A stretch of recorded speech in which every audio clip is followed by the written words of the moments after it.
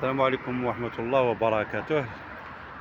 اليوم يوم الخميس 26 فبراير 2026.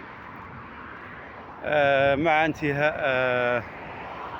انتهاء الأشغال بهذا الجسر الرابط ما بين ضفتي وادي الحراش من المحمدية باتجاه منطقة الصابلات. هذه كما تشاهدون هنا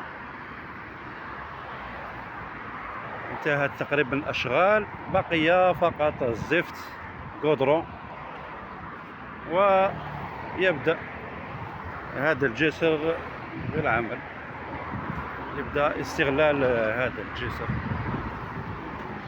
اليوم ضباب كثيف جدا في الجزائر العاصمة.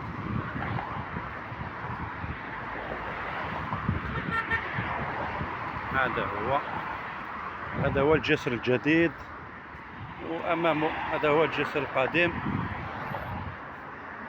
الرابط ما بين قلنا المحمدية والصابلات، مرورا على وادي الحراش.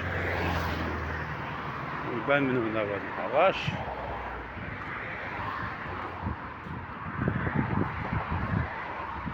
هذا هو بناؤه يعني جيد.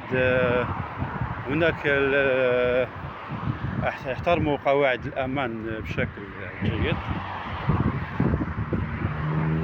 بدأت بعض الأشغال مثل هنا، يعني إزاحة هذه الأتربة اللي تحت وادي الحراش.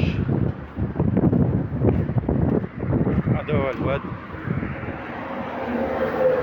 وهذا هو الجسر. أعتقد أن فيه واحد حوالي 150 متر هكذا، 150 متر أو على كل حال.